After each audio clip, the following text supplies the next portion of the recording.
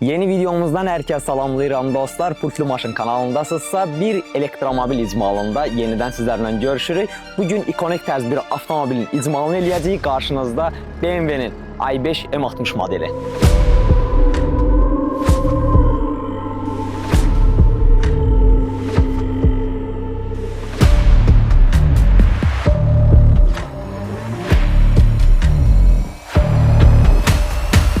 BMW i5 modelini 2023-cü ildən etibarən başladı istehsal etməyə.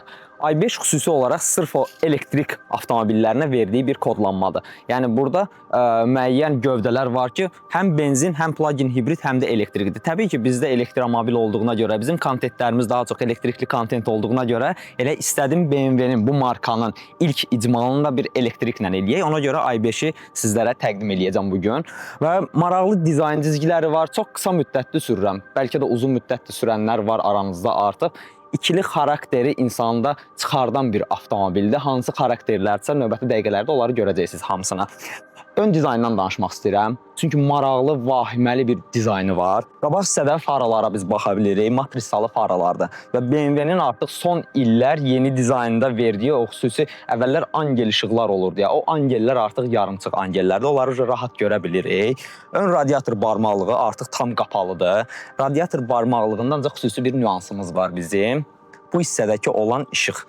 Bu avtomobil ikonik avtomobil. Ona görə dedim ki, burada işıq dizaynlarının demək olar ki, hamısı Iconic Glow adı verilən bir dizayndır. Və ona görə də bu avtomobil xüsusi olaraq hər bir detalına görə ikonikdir. Və M60 olmağının da xüsusi bir nüansları var, xüsusi bir detallarda özünü göstərir. Və burada bizim M loqomuz, 360 dərəcə kameramız təbii ki öz yerində.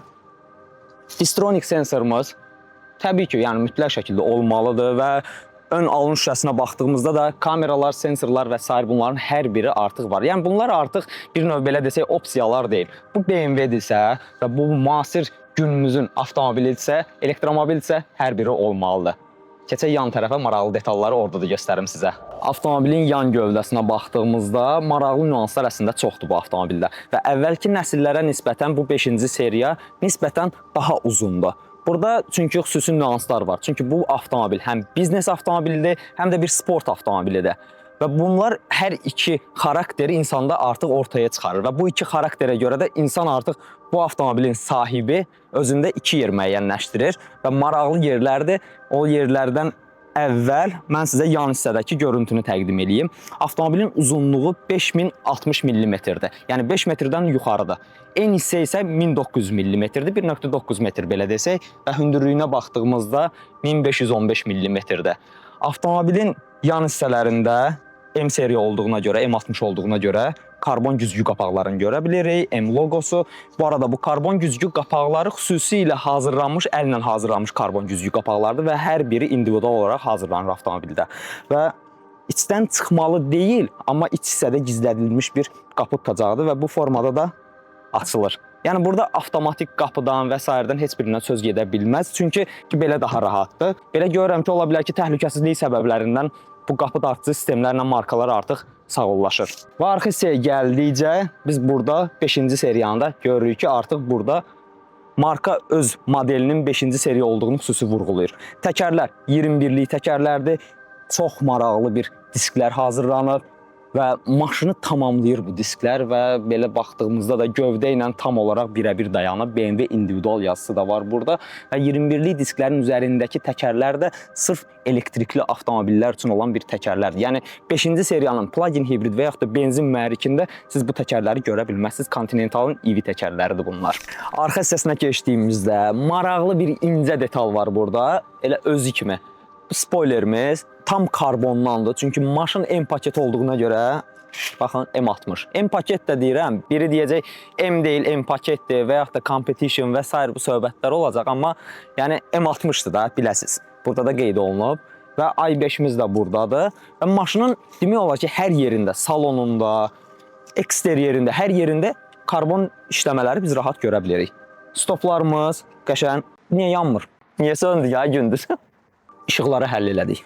İşıqlar hazır. Arxa hissəsində maraqlı işıqlar var, lazer işıqlardır. Aşağı hissəsinə baxdığımızda maraqlı bir dənə difuzor və alt hissədə qazanımız yoxdur. Xosrov, üzrlü sayda bizim bu BMW-mizdə qazan olmur. Bu elektriklidir, qardaş. Keçək bagaja.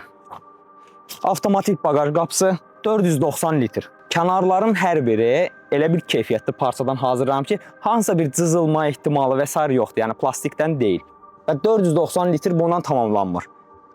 Aşağı hissədə 50 litrlik bir cib var. İndi burada avtomobilin öz cihazı var, adapteri var. Mən onu tam açıb göstərmək istəmirəm. Amma 50 litrlik bir yerimiz də buradadır və arxa oturacaqlara açılanda 1510 litrə yaxın bagaj həcmi böyüyür. Yəni uzun əşyalarınızı, böyük əşyalarınızı yerləşdirə bilərsiniz, amma eləməyin, lazım deyil. Və burada ayaqaltılar var. Bu avtomobilin üstündə həm bu formada parça ayaqaltılar, həm də rezin ayaqaltılar gəlir. Bağlayırıq bagajımızı. Gedək sizə batareyasından danışım. Ənənəvi 5-ci seriya gövdəsi olduğu üçün təbii ki, burada bizim yanacaq çəni yerində enerji portumuz var.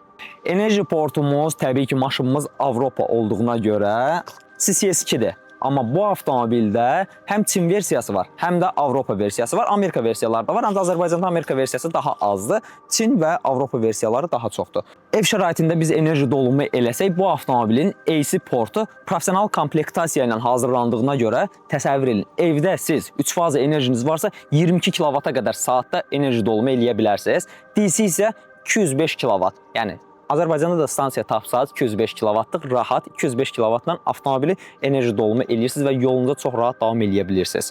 Avtomobilin batareya həcmi 84 kW-lıq ümumi batareya həcmi var. İstifadə oluna bilən hissəsi təxmini olaraq 79-80 kW-dır və bu batareya ilə, bu komplektasiya ilə bu avtomobil təxmin olaraq 460-510 km məsafə gedə bilər. Avtomobilin Çin versiyası da var. Çin versiyasında da eyni batareya ilə hazırlanıb. NMC batareyadır, istilik pompası da var. Amma burada məsələ fərqlidir artıq. Çünki avtomobil CLTC nəticəsinə əsasən deyir ki, yəni Çin daxili bazar nəticəsinə əsasən deyir ki, sizə təxmini olaraq 570-610 km verir. Amma bu reallığı təbii ki, əks elətdirmir. Avropa versiyası isə VLTP deyir ki, 460-510 km ortalama siz sürüş tərzindən asılı olaraq sürə bilərsiniz. Keçək ön hissəyə. Kapotun altında 4-8 atmosferik mühərrik yoxdur. Bir boşluq var. Çünki bu elektrik avtomobildir. Burada benzin mühərrik axtarmağa ehtiyac yoxdur. Burada bizim reduktorumuz var, istilik pompamız var, inventerimiz var və var ki, var.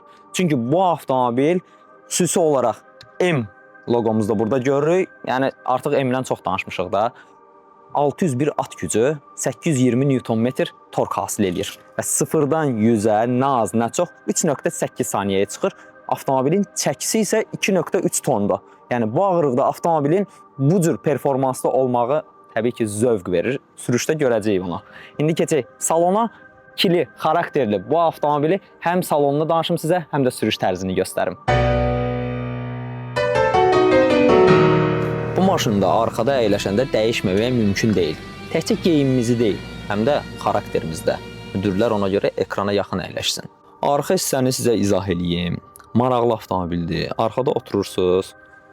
Diz məsafəsi gözdən görünəndir. Hətta ön oturacağı da tam olaraq irəli eləyirsiniz və rahat şəkildə burada artıq istədiyiniz formada əyləşə bilirsiniz. Əyləşmək dedikdə oturacaqlarımıza baxa bilərsiniz. Görürsünüz, bordo rəngdə, qırmızı rəngdə oturacaqlarımızdır, xüsusi oturacaqlardır və oturacaq materialı veganza dəridən hazırlanıb. Vegan bir dəridir və adını da elə veganza qoyublar və dəri qətiyyən insanı tərlətmir. Yəni, bu özəllikləri var. Arxada oturanların rahatlığı üçün bizim pərdəmiz var. Rahat şəkildə manual formada aça da bilirik, bağlaya da bilirik. Burada bizim Bowers & Wilkins səs sistemimiz. Özünüz bilirsiniz də artıq premiumun hansı səviyyəsidirsə bu səs sistemi. Klimatın idarə etmə düymələri buradadır və sensordur. Oturacaq qızdırıcımızı və yaxud da kondisioneri, istilik sistemini və s. hər birini buradan idarə edə bilirik. Əgər hansısa bir planşetdə, telefonda iş görmək istəyirsinizsə, ön oturacağın arxa hissəsində xüsusi bir yeri yaradılıb. Və aksesuarınızı bura taxıb, rahat şəkildə telefonunuzu, planşetinizi bura yerləşdirirsiniz. Əlavə olaraq bir Type-C yerdə qoyublar ki, rahat cihazınızı burada enerji ilə təmin eləyə biləsiniz. Bu formada ikili stəkan qabı və bütün dizayn özünü tamamlayır və təbii ki, BMW-dir, M-dir, bizim təhlükəsizlik kəmərlərimizdə imzanı görə bilərsiniz. M cizgilərini rahat şəkildə görmək olur və panoramik damdan danışım sizə. Bu BMW-nin ən böyük panoramik damıdır. Açılmayan panoramik damdır, amma antibilik şüşəsinin işığı ilə bizə kifayət eləyir. Çünki istini keçirtmir, amma işıqlı olur. Salon rahat, fərah, yolumuza davam eləyirik. Avtomobilin salonu ilə bağlı sizə məlumat vermək istəyirəm. Çünki çox maraqlı salonu var. Həm ənənəvi BMW detallarını görmək olur, həm M detallarını görmək olur, həm də təbii ki, müasirliyi, dizaynı görmək olur burada. M olmasını nədən hiss eləyə bilirik? Maraqlı burada bir dənə sükanımız var. Belə biraz kök sükandır. Çünki sürüş tərzi aqressiv ola bilər deyə bu formada kök sükanı tutmaq daha rahatdır və burada bizim M loqomuz, M tikişlərimiz, rənglər özünü göstərir. Qırmızı burada belə bir dizayn var və həmçinin karbon elementlər həm sol tərəfdə, qapılarda, sağ tərəfdə, həm də orta hissədə karbon elementi görə bilirik. Kristal formalı çox maraqlı bir ambient işıqlandırma var. Rəngləri standart rənglər deyil.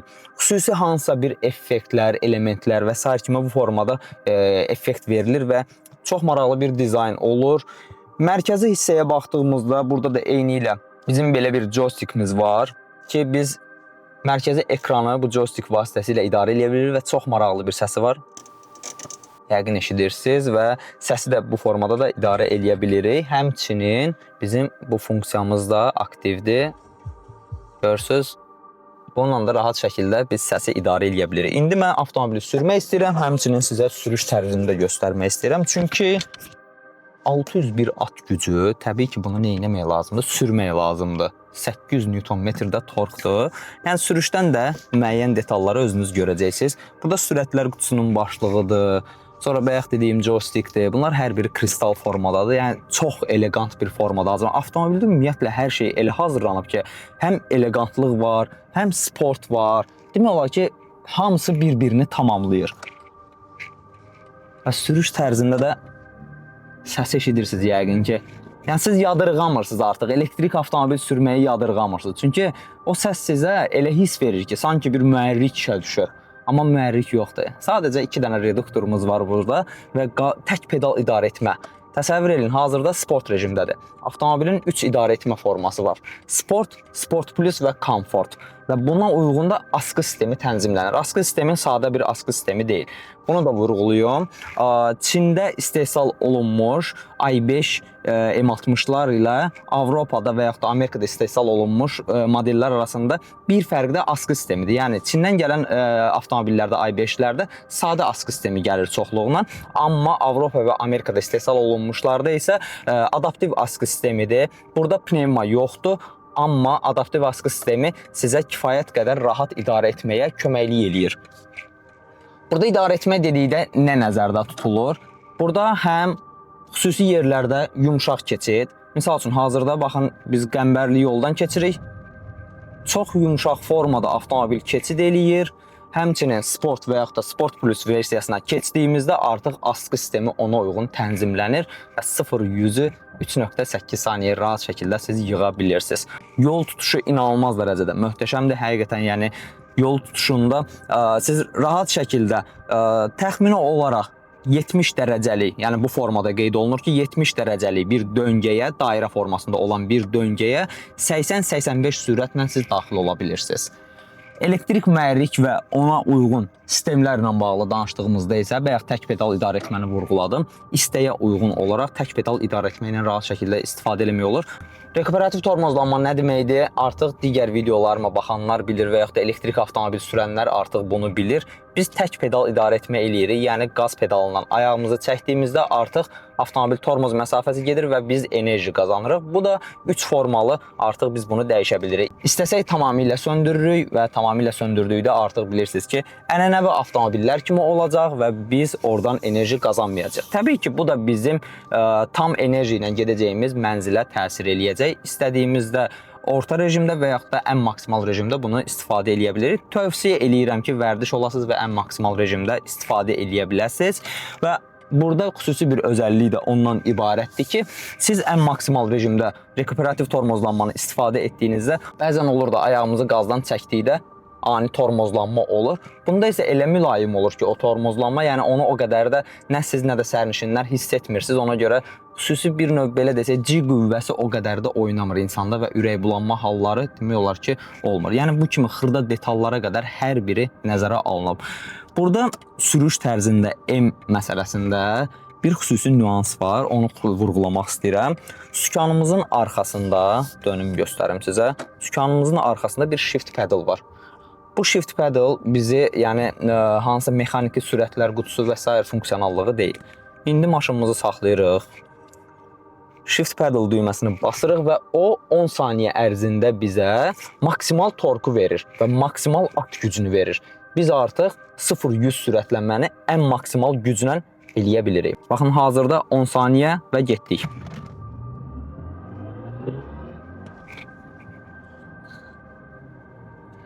İnanılmaz bir hiss, inanılmaz bir həyəcandır da bu. Bunu 10 saniyədən bizə artıq vermir, çünki 0-100 sürətlənməni biz elə kifayət eləyir ki, bəsinizdir, elə bu qədəri eləsəz bəsdir. Batareyaya da çox güc salmayın da ona görə. Amma həqiqətən, yəni inanılmaz dərəcədə bir hiss, həyəcan verir insana ki, bu 10 saniyə kifayət eləyir artıq. Bizim əlavə bir head-up displeyimiz də var. Təbii ki, sürətlər paneli, 14.2 düyümlük bizim alətlər panelimiz, mərkəzi ekranımız 15.4 düyümlük, head-up displeyimiz, yəni çoxdur. Bir də panoramik damımız.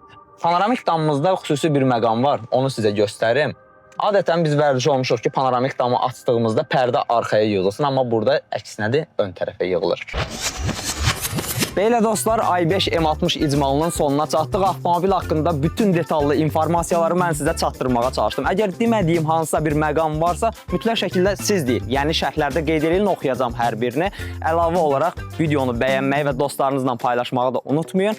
Kanala isə abunə olun ki, elektrikli avtomobillər haqqında daha çox kütləyə çataq. Növbəti videoda görüşərik. Sağ olun.